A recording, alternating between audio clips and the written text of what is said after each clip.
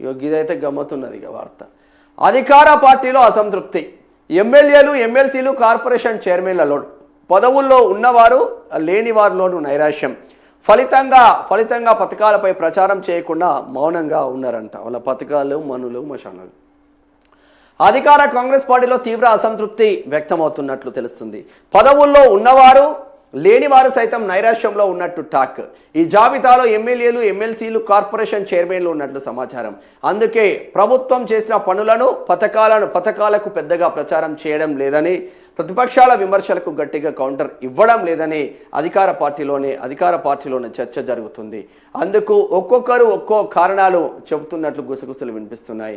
ఎవరికి వారు తమకు న్యాయం జరగలేదని అనుకున్నది దక్కలేదని తీవ్ర నిరాశలో ఉన్నట్లు ప్రచారం జరుగుతుంది. పదవి వచ్చిన వారు, రాని వారిలోనూ నిరాశ. కాంగ్రెస్ ప్రభుత్వంలో పదవి వచ్చిన వారు, పదవి రాని వారు ఒక్కో రకంగా అసంతృప్తితో ఉన్నారని పార్టీ నాయకులే గుసగుసలాడుతున్నారు. పదవి వచ్చిన వారు ఈ పదవిలో ఏముంది, మేము ఎంత కష్టపడ్డాం, ఈ పదవ మాకు కట్టబెట్టేది అన్నట్లుగా అసంతృప్తిలో ఉన్నట్లు తెలుస్తుంది. అలాగే మరికొందరు మేము పార్టీలో ఎప్పటి నుంచో ఉన్నాం, ఇప్పుడు వచ్చిన వారికి పదవులు ఇచ్చారు, మాకు ఇచ్చారు, వారికి మాకు తేడా ఏముందని పదవి ఇచ్చారు కానీ అధికారం లేదు అంటూ ఇలా తమ అసంతృప్తిని బహిరంగంగానే వ్యక్తపరుస్తున్నారు. కాస్త ఎక్కువ తక్కువ నాయకుల్లో అసంతృప్తి రగులుతుంటే ప్రభుత్వ పథకాలు, మంచి పనులను ప్రజల్లోకి ఎందుకు తీసుకుపోతారని మరికొందరు ప్రశ్నిస్తున్నారు. ముఖ్యంగా గ్రామ, మండల, జిల్లా స్థాయి క్యాడర్లో అసంతృప్తి తీవ్రంగా ఉన్నది. కాంగ్రెస్ ప్రభుత్వం కొలువు తీరాక తమకు ఏమీ రాలేదంటూ నిరాశతో మాట్లాడుతున్నారు. పార్టీ ప్రతిపక్షంలో ఉన్నప్పుడు ఎంతో కొట్లాడామని, అధికారం వచ్చాక తమకు ఏం దక్కిందని నైరాశ్యంలో ఉన్నట్లు తెలుస్తుంది. ప్రభుత్వ పదవులు వచ్చిన వారిలో కొంత పదవులు రాని వారిలో చాలా ఎక్కువగా అసంతృప్తి ఉన్నట్లు తెలిసింది. అందుకే ప్రభుత్వం, పార్టీ మీద ప్రతిపక్షాలు ఎంత దుష్ప్రచారం చేసినా వాటిని తాము ఎందుకు తిప్పి కొట్టాలి, పదవులు వచ్చిన వాళ్ళు చూసుకుంటారులే అని కొందరు నేతలు మాట్లాడుతున్నట్లు ప్రచారం జరుగుతుంది. సొంత పార్టీ నేతలే ప్రభుత్వం, పార్టీ మీద అసంతృప్తితో ఉంటే ప్రతిపక్షాలకు బుద్ధి చెప్పాలనే ఆలోచన ఎవరికి ఉంటుందని చర్చ జరుగుతుంది. గ్రామ స్థాయి నుంచి రాష్ట్ర స్థాయి వరకు క్యాడర్ నేతల్లో నిరాశ నెలకొందని సమాచారం.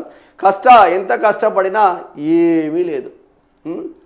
10 సంవత్సరాలు కాంగ్రెస్ పార్టీ, తెలంగాణ రాష్ట్రం ఇచ్చిన కాంగ్రెస్ పార్టీ 10 సంవత్సరాలు అధికారంలో లేకున్నా పార్టీ కార్యకర్తలు, పార్టీ లీడర్లు కొట్లాడి వాళ్ళపైన కేసులై వాళ్ళు జైలుకు పోయి అనేక రకాలుగా ఇబ్బందులు పడి, నాది కాంగ్రెస్ జెండా, నా తాతది కాంగ్రెస్ జెండా, నా అయ్యది కాంగ్రెస్ జెండా, నాది కాంగ్రెస్ జెండా అని చెప్పేసి కుటుంబం మొత్తం కాంగ్రెస్కు అటాచ్ అయి ఉండి మిమ్మల్ని గెలిపించుకుంటే ఆ పార్టీ ఓడు ఈ పార్టీ ఓడు 10 సంవత్సరాలు వీడిని ఇబ్బందులు పెట్టి వీనిపైన జైలుకు పంపించి వీనిపైన కేసులు పెట్టిన ఆ లంబడి కొడుకు, ఆ దుర్మార్గుడు వచ్చి మళ్ళా అదే నియోజకవర్గంలో కాంగ్రెస్ కార్యకర్తలపైన, కాంగ్రెస్ లీడర్లపైన పెత్తనం చేస్తూ ఉంటే ఆ కాంగ్రెస్ కార్యకర్తల గుండె రగులుతూ ఉంది. ఆ కాంగ్రెస్ కార్యకర్తల గుండె నిర్వీర్యమవుతూ ఉంది.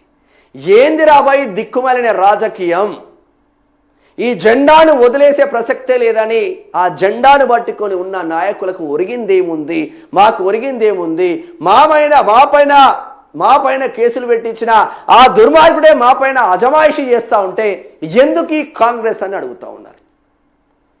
కాంగ్రెస్ కోసం మేము ఎంత కష్టపడ్డాం, ఆ పార్టీ ఈ పార్టీని తిరిగినోనికి వచ్చి మంత్రి పదవులు ఇస్తారు. మీరు నియోజకవర్గంలో ఎంతో కష్టపడ్డాం, మళ్ళా టీఆర్ఎస్ వాడు వచ్చి కాంగ్రెస్లో గెలిస్తే వాడికి కండుబెట్ల కప్పుతుండవు రేవంత్ అన్న అని అడుగుతున్నారు.